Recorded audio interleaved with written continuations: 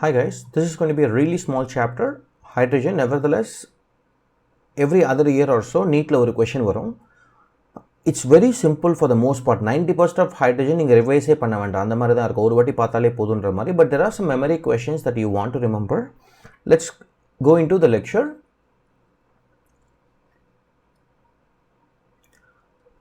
Now the first thing that we want to study about hydrogen is the position in the periodic table. Now normally, depending on the periodic table, hydrogen can be positioned either as group 1 or group 9, or a really good periodic table will have hydrogen listed under none of the groups, separate and நடுவுல கொடுத்திருப்பாங்க. The reason being, hydrogen has one electron, so it can be like a group 1. Group 1, all of them have ns1, so hydrogen has 1s1, so it is like group 1, and it forms oxides, halides and sulfides just like group 1. Like lithium, lithium oxide, lithium chloride, or sodium chloride, sodium sulfide, all those. So in this respect, hydrogen loses an electron, so it is showing the electropositive character with very strong electronegative elements. When you look into hydrogen as group 17 element, that is the group 17 is halogens. Hydrogen has one electron, so it can gain one electron and become inert gas. Similarly, hydrogen can gain one electron and 1s1 can become 1s2 like helium. Just like all of these can gain one electron and become like a corresponding inert gas in the corresponding period. In that, it represents group 17. Couple of properties that you want to remember. It will come as a theory question, which of the following statement is correct or not. அந்த மாதிரி வரும் hydrogenல. It has a very high ionization energy. So group 1ல வந்து அதை நம்ம group பண்ண முடியாது, ஏன்னா group 1 has low ionization energy, very high electropositivity.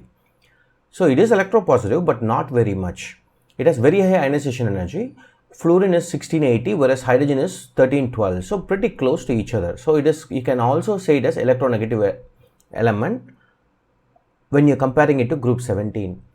It does not possess metallic characteristic, whereas all group 1 are metals. We know hydrogen is a non-metal and it is a gaseous atom, whereas all the red ones here are metals, and the metallic character increases as you go down. It forms diatomic molecule, whereas these forms metallic crystals, BCC, FCC, like that type. This forms a diatomic molecule. And also diatomic molecule, where else we study this in MO theory as well. Combines with elements to form hydrides. Particularly, it combines with metals to form hydride. Hydrides are compounds where hydrogen is H minus. Here it is all H plus. It forms hydride with any element that has lower electronegativity than hydrogen. Example, metals. Metals oda electronegativity is usually less than 1 and hydrogen has 2.1. So it is going to be a hydride. Large number of its compounds are covalent, whereas these are ionic. Group 1 oda large number வந்து ionic இருக்கும், இது வந்து covalent இருக்கும். Example, water, H2O2, hydrogen sulfide, all those are covalent. So hence, based on this, we can say hydrogen resembles some characteristic in group 1, some in group 17, but we cannot classify it as either, so we say it as a unique one. And it's a lightest element that you want to remember. And also, what are the things that we know about hydrogen from gaseous state lecture? We know that Z value, the compressibility factor for hydrogen, is never less than 1. The attractive forces are not strong at all, so you cannot compress it easily. And same goes for helium as well in that position. Okay. Now, NCERT has theory after theory. I have taken the ones that are extremely important for you. That does not mean that nothing will come outside this lecture. 99% of the questions based on JEE and NEET, I have put it as a lecture here, but there are statements that I have not included. It is impossible to include all of them. It will look like a book if I do that. Important ones we will discuss here. Hydrogen-hydrogen bond dissociation enthalpy is highest for a single bond between any two elements. You want to remember that as a statement question. So we know the bond is strong when the atoms are small, and obviously hydrogen is small. Whereas when you take fluorine, the atoms are small but the bond is not going to be strong. The reason is electronic repulsion. Fluorine has a lot of valence electron, so it will repel with the valence electron of fluorine. But it has hydrogen case, only one electron is there, one electron, they will pair each other nicely, so they don't repel each other. So they have a very strong single bond between atoms of any element, not interatomic. HF கூட H2 நீங்கள் compare பண்ணக்கூடாது. HH versus BR, O2, like that. And is O2 bond stronger than H2 bond? Yes. Then how does this statement valid? அதில் இருக்கிற single bond மட்டும் தான் பார்க்கணும் நீங்கள். If you want to look at a single bond, hydrogen has the strongest single bond. And its reactivity is based on electronegativity difference between the other atom. So if the electronegativity difference is high, or let's go to low. Low means covalent bonding. If the electronegativity is high, adile rendu vaga irukku. Hydrogen can be the winner, meaning H minus. Hydrogen can be the loser, H plus. So accordingly, it will react.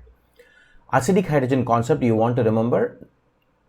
This belongs to organic. Acidic hydrogen is a hydrogen attached to an electronegative element, or it is attached to a carbon that is attached to a electronegative group, CO. Example, alpha carbon, aldol condensation. We want to remember. Hydrogen bonding, I have explained to you before. Hydrogen bonds with an electronegative element like fluorine, oxygen, nitrogen and chlorine. They give their lone pair to form an extra bond, coordinate covalent bond. So this we already saw, and this we kind of knew, but we want to remember the barium hydroxide alone. Let's take sodium chloride. When you electrolyze it, we have seen that depending on molten or aqueous, regardless we get H2 in both cases. Either do I get Cl2 or O2 will depend on is it molten or aqueous, but H2 can be prepared. The other way of doing that is also electrolyzing warm aqueous barium hydroxide with nickel electrodes. You get very high purity hydrogen. Can be used for fuel cells. This is a memory based question. Synthetic gas is also called water gas, is a mixture of CO and H2. This is useful for synthesis of synthetic natural gas, which is used as a fuel. Also for synthesis of methanol, ammonia, we can use this mixture. It's an extremely useful gas. It's very high industrial usage. You want to remember the formula CO and H2 with a very little of CO2. Normally the kudukka matanga, very little of CO2 is obviously present, but this is the main mixture you want to know. How do you get this? Is through gasification of coal. You take coal and then you pass steam, hot steam into it. Carbon gets partially oxidized and you end up forming synthetic gas. It's a memory based question. Now let's go into hydrides. Hydrides you study only in this chapter extensively. You want to remember the types of hydrides. You have ionic or saline hydrides, covalent or molecular hydrides, and metallic hydrides. Just like ionic bonding, covalent bonding, metallic bonding. நீங்க அதை ஞாபகம் வச்சுக்கினா electronegativity differenceல இதையும் சொல்லலாம். What do we want to know? Ionic or saline? Saline, alkaline. Remember that way. Saline na உப்பு கரிக்கிற மாதிரி இருக்கும். That's not the name here, but you just want to remember. Associate with NaCl, உப்பு கரிக்கிற மாதிரி இருக்கும், ஞாபகம் வச்சுக்கோங்க. These are stoichiometric compound. You want to remember these are stoichiometric means exact proportion இருக்கும். இவ்வளோ ஒரு மெட்டல் ஆட்டம்க்கு இவ்வளோ ஹைட்ரஜன் இருக்கும், அந்த ரவுண்ட் நம்பராக இருக்கும். Stoichiometric compounds of hydrogen formed with most of the S block elements. So these are when you are going to form hydrogen with something that is electropositive, S block elements. Significant covalent character is found in the lighter metal hydride. Now take a periodic table. S block is right here. Hydrogen is somewhere here. As you keep going down, electronegativity decreases. அப்போ electronegativity மேலே தான் அதிகமாக இருக்கும். So the difference between electronegativity of hydrogen and the S block increases as you go down. கீழே போக போக இதோட electronegativity கம்மியாக hydrogen is fixed. 2.1 எடுத்துக்கலாம். Okay, this will keep going below 111. அப்போ கீழே போக போக electronegativity கம்மியாக இதுக்கும் இருக்கிற நெகட்டிவிட்டி டிஃப்ரென்ஸ் அதிகம். அப்போ அயானிக்காக மாறும். அப்போ மேலே இருக்கும்போது என்னவாக இருக்கும்? டிஃப்ரென்ஸ் கம்மி, கோவேலன்ட். That's what it means. Periodicity is extremely important here. So how can this question be asked? இந்த ஸ்டேட்மெண்ட்டை கேட்க மாட்டாங்க. Arrange them in the order of covalent character. So lithium hydride will be more covalent than sodium hydride and rubidium hydride, cesium hydride. How do I know that? எல்லாமே hydrides -1. இதில் வந்து electronegativity இதுக்கு தான் கம்மியாக இருக்குது. இது எலக்ட்ரோநெகட்டிவிட்டி அதிகமாக இருக்குது, எலக்ட்ரோபாசிட்டிவிட்டி கம்மியாக இருக்குது. இதுக்கு எலக்ட்ரோபாசிட்டிவிட்டி ரொம்ப அதிகம். எலக்ட்ரோபாசிட்டிவிட்டி ரொம்ப அதிகம்னா எலக்ட்ரோநெகட்டிவிட்டி ரொம்ப கம்மி. Low electronegativity, high electronegativity, difference is very high, so it is going to be more ionic, this is going to be more covalent. That's one way of saying. Other way, ignore the common atom, hydrogen. அப்போ positive அயானில் கீழே போக போக size increase ஆச்சு, ஃபஜான்ஸ் rule. அப்போ என்ன ஆகும்?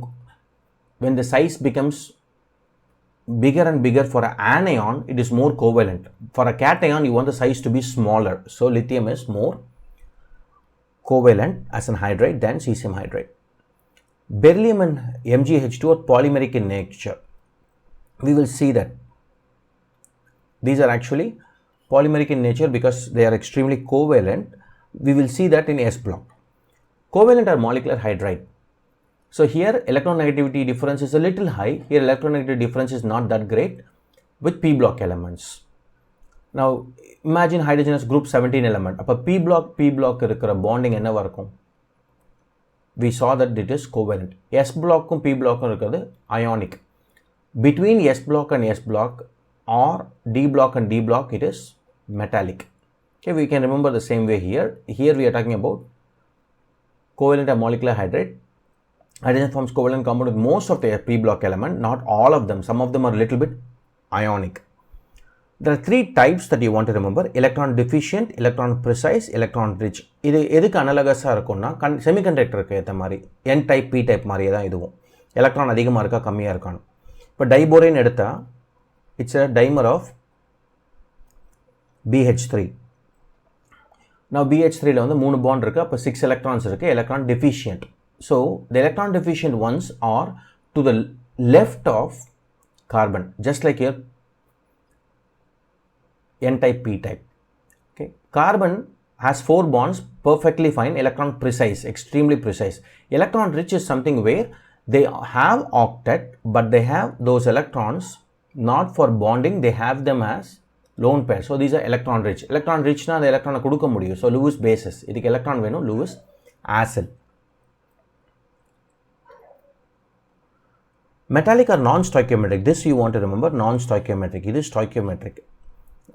Or interstitial hydrates, meaning going back to our solid state, interstitial holes லாம் வந்து hydrogen போய் உட்காரலாம். அப்போ அது non-stoichiometric defect. So metallic or non-stoichiometric hydrates will have a formula that is not in a proper ratio.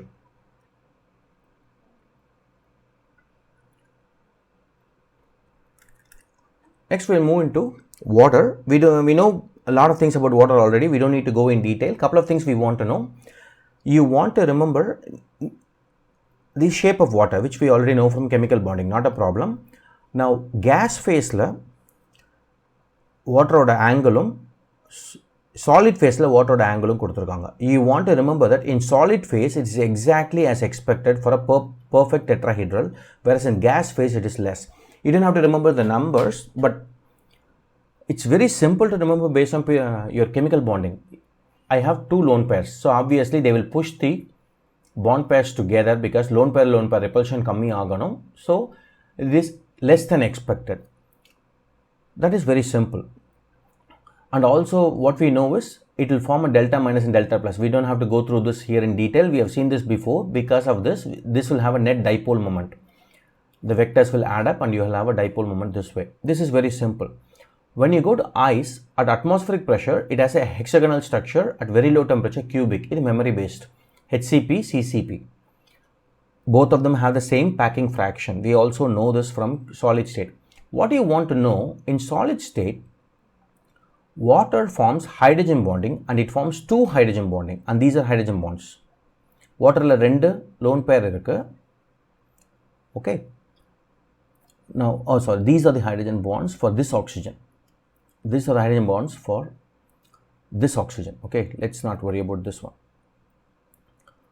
Okay, now you can see here this oxygen you take, this is a hydrogen bond and this is a hydrogen bond.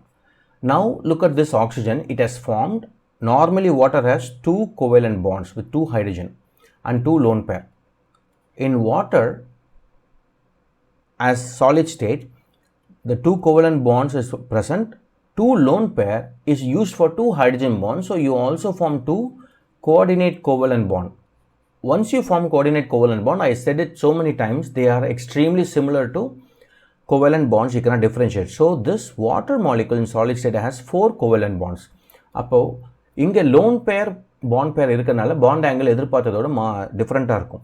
இங்கே இருக்கிறது எல்லாமே like 4 bond pair. 4 bond pair na perfect tetrahedral, hence you have a perfect tetrahedral 109.5 degrees. This is something you want to remember.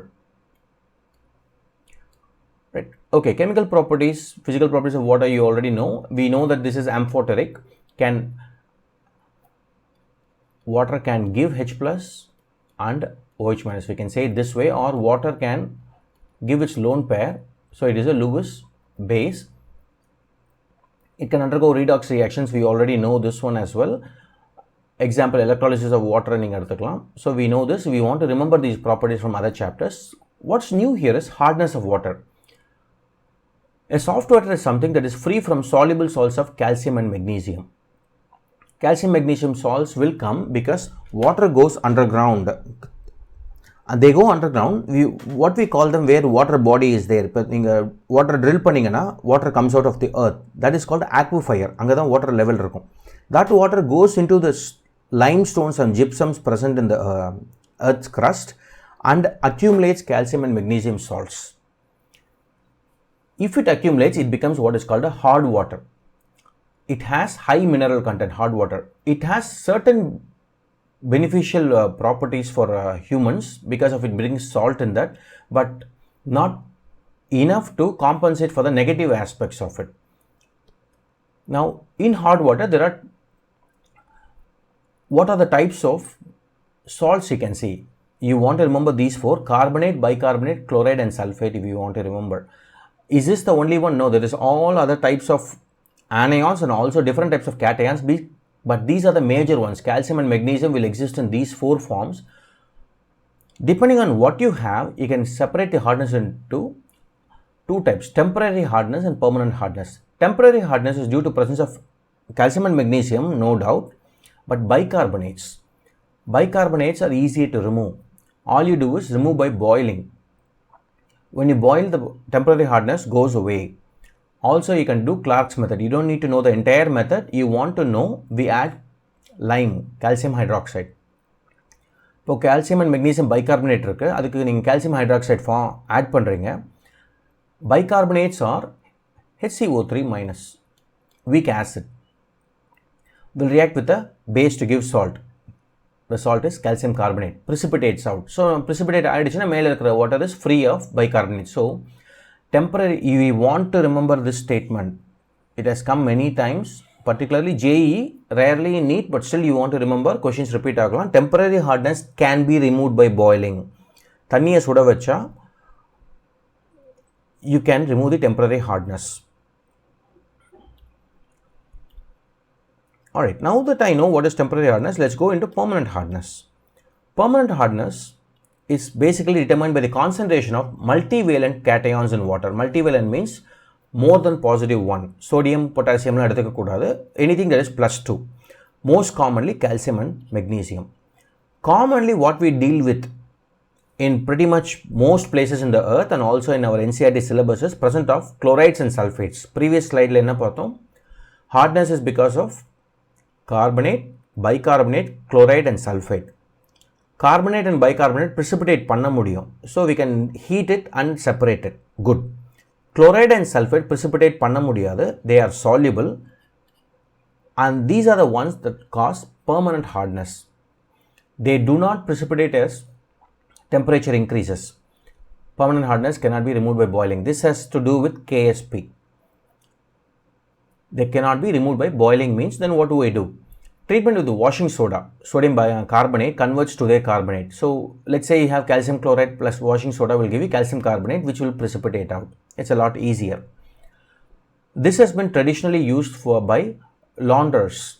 Even in Chennai, if you see washerman pet, they used to do this. That's why they call it washerman pet in those days. Washing soda is cheap, available commercially, and also not that environmentally harmful. So they use this. At home, we cannot do this. So home treatment, what they have done is around 1920s or 30s. They found this sodium hexametaphosphate. No, just remember this formula. Remember this. Hexametaphosphate. Calgon means calcium gone.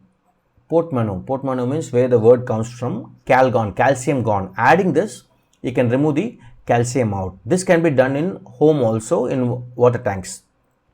Although Calgon, the recent composition is mostly sodium citrate. The next we can do is ion exchange method. This is useful for getting really pure water for laboratory purposes. So basically what you do is, we want to remove the calcium chloride and calcium sulfate, magnesium chloride or sulfate. Now we can replace the calcium or magnesium with sodium. Once you replace, you end up getting sodium chloride and sodium sulfate. Sodium chloride and sodium sulfates are easily removed. The last one is synthetic resin method. We don't need to study in detail about this one. NCERT doesn't go in detail. So just want to know these are the methods with which you can remove the permanent hardness. Permanent hardness cannot be removed by boiling. We want to know that. The next part of the lecture deals with very simple hydrogen peroxide, H2O2. Now what all do we know about H2O2? It's a peroxide. It has O2 2 minus. O2 2 minus according to MO theory single bond. Right here we can see the single bond. Idhula or -1 irukum. No need to remember the numbers. What all we want to remember is the two OH bonds are same length. We want to remember that they are the same length. Obviously you can say that this is smaller than OO bond 147.95. So we can remember that. We don't need to remember this angle, but we want to remember oxygen has 2 lone pair, so less than expected. And it exists in 2 different angles actually. They are the same shape but 2 different angles that we want to know. Gas phase and solid phase, it has little bit different. Now what do you need to know? In solid phase, it is more bent. Look at this one. That's all you have to remember. Solid phase la vandu இந்த angle கம்மியா இருக்கும், இந்த angle இதெல்லாம் அதிகமா இருக்கும். Okay, now what all kind of questions you can get? They can talk about numerical question where hydrogen peroxide concentration. Now we know, we have seen this before. In hydrogen peroxide, hydrogen is +1, oxygen is -2. Oxygen can go to, oxygen is -1. O2 2 minus, each oxygen is -1. -1 can go to -2 and -1 can go to 0. So what do we call this? Disproportionation reaction. In this disproportionation reaction, we have seen many calculation side. This is a little bit different. Commercially available hydrogen peroxide can be marketed as 100 volume. Now it is commonly useful for 2 purposes. We can use it as a mouthwash, as an oxidizing agent. Can use as a mouthwash.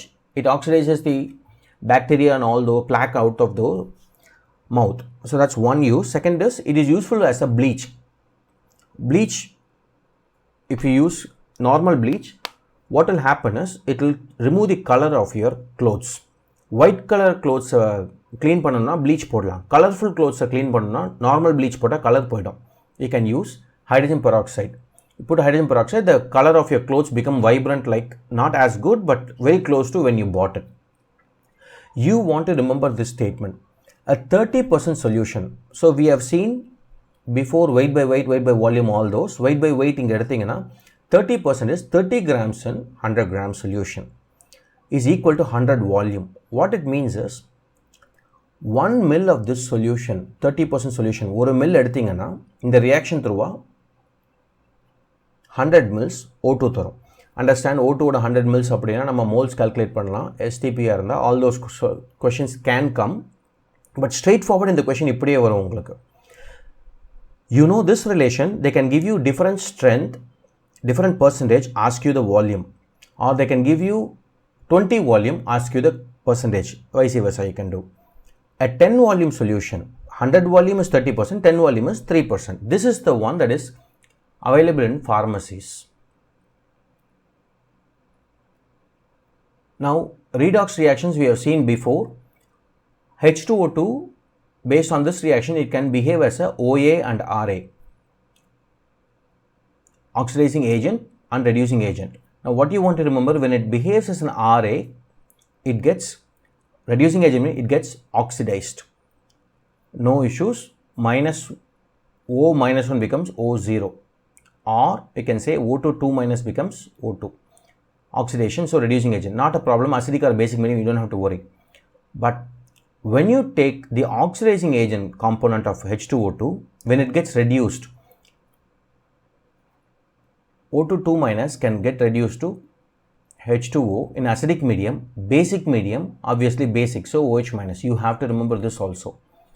But nevertheless, couple of things we want to know. Both in acidic and basic medium, it can react as OA and RA. Okay, it can react as OA and RA, meaning it can disproportionate. The products of the disproportionation is different only when it on the OA component. RA component, you want to remember that. Based on our previous class lectures, we can see the reactions of H2O2 with the corresponding ones. Now, how do you know whether it is going to behave as a OA or RA? We have to put this one. Fe2 plus can go to Fe3 plus, so can get oxidized. It's a reducing agent. This is an oxidizing agent, we know. Similarly, I want you guys to write these down.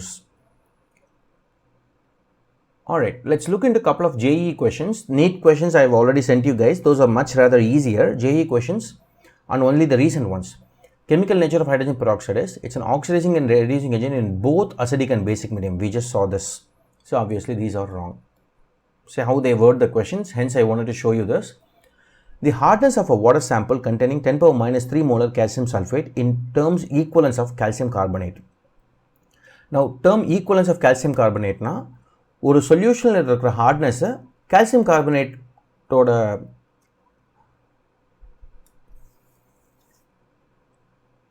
ஒரு சொல்யூஷனில் இருக்கிற hardness they want you to explain in terms of calcium carbonate. That's all. It's very simple. Calcium sulfate, who causes the hardness? The sulfate and the calcium. So the equivalence of calcium sulfate is equivalent to equivalence of calcium carbonate. ஏன்னா ரெண்டுத்துலேயுமே calcium தான், 2 plus 2 plus.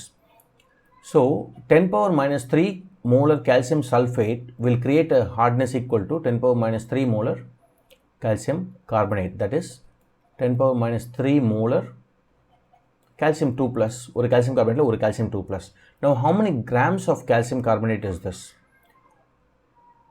So this is 1 mole per liter. So what do we have right now? 10 power minus 3 moles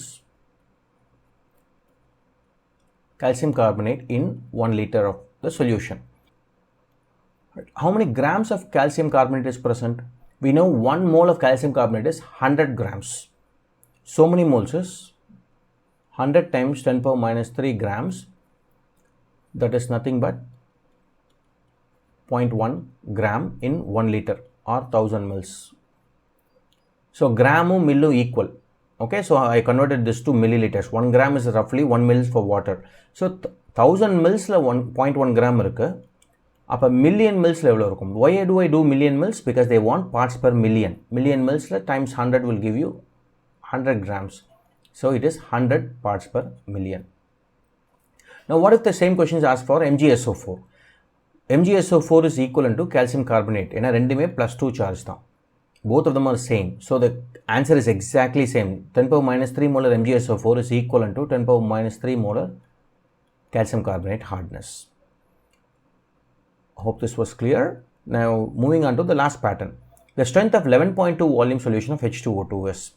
Now we know 100 volume is 30%. What is 11.2 volume? So basically 30 by 100 times 11.2, you get about 3.4. Okay, this is pretty much the question. Most of the other questions, particularly NEET, are mostly theoretical question. Still you want to be able to not make a mistake in them. So go through this lecture a couple of times, and also if you have the time, read once NCERT. Alright, okay, thank you guys.